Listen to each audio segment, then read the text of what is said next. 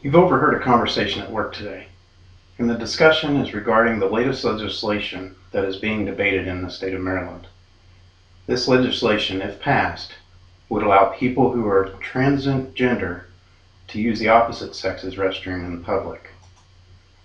You indicate that this legislation is wrong and should not even be up for debate, and you question why it's even being discussed. Your coworker then asks you why you feel this way. You tell them that you just feel it is wrong and say it is against your own religious beliefs. You know it is against your beliefs and that it is wrong, but you're not able to defend your point to your coworkers because you don't clearly understand why you do believe what you believe. The subject I'm going to discuss with you tonight is apologetics.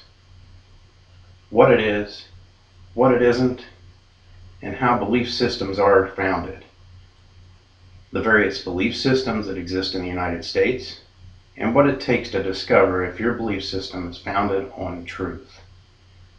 And also, why you should know why you believe what you believe. Apologetics is the ability to succinctly voice one's beliefs and provide evidence that their belief system is indeed true. According to the Encyclopedia Britannica online, apologetics is defined as the intellectual defense of the truth. This definition encompasses all forms of apologetics. Some common forms of apologetics include Christian apologetics, Catholic apologetics, and even atheistic apologetics, just to name a few. Now, apologetics is not an argumentative stance. You're not there to pick a fight on a particular subject or belief system. Substantive evidence is found and determined as valid and found to be true and clearly expressed. The goal is not to argue or belittle anyone, but to enlighten them with the evidence at hand. This is very similar to a cold case detective that's investigating a 25-year-old murder case. They arrive at the scene and they look for evidence that supports the truth. They look back through historical records and try to find any evidence that they can find that's objective and substantive and cannot be disputed. Also, we hope that they don't manipulate any of the evidence just to support their particular point of view to find a particular person guilty of the crime. Belief systems are initially founded on what our parents or grandparents believed to be true. Religious beliefs are typically handed down from one generation to another. My father is a pastor, full-time, and my initial belief system was founded not only on what he had taught me, but also on what I had learned in church as a child. When I was in my 30s, I began to question what I had accepted as the truth and believed for my whole life. Part of this quest was my attempt to revolt against my own dad and to try to prove that he was wrong. I began researching my own belief system and sought to discover the truth. Before I had researched my own faith, I was not able to defend what I believed because I did not know why I believed it in the first place. It was just simply handed down to me. With all of the various belief systems out there, I had to determine what was true and what was not. There are several American belief systems in existence today in the United States.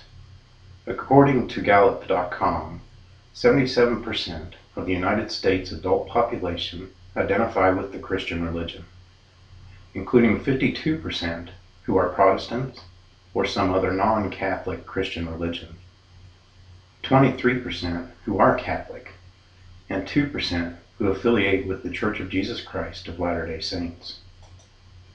Another 18% of Americans do not have an explicit religious identity, and 5% identify with a non-Christian religion.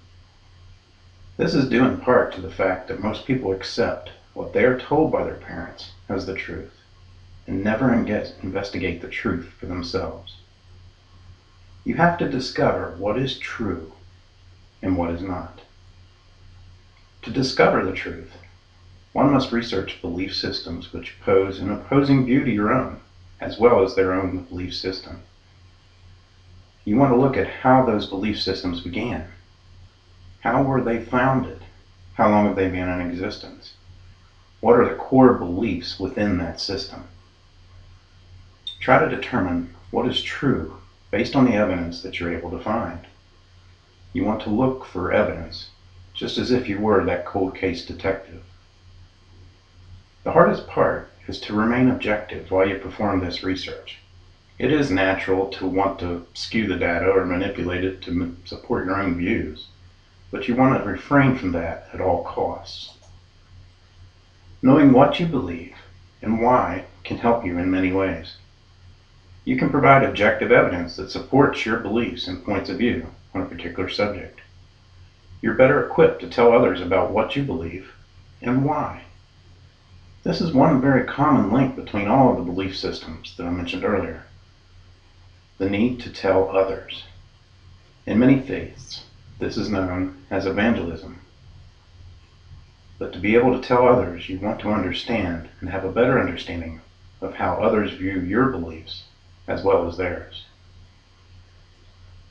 Tonight I told you about apologetics, what it is not, and how belief systems are founded, the various belief systems that exist in the United States, what it takes to discover if your belief system is founded on truth, and why you should know why you believe what you believe.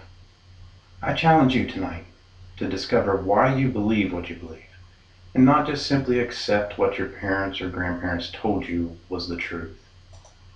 Look for the evidence that points you to the truth. Truth is always true, so do not be afraid to discover it. You may actually strengthen your own belief system. Thank you.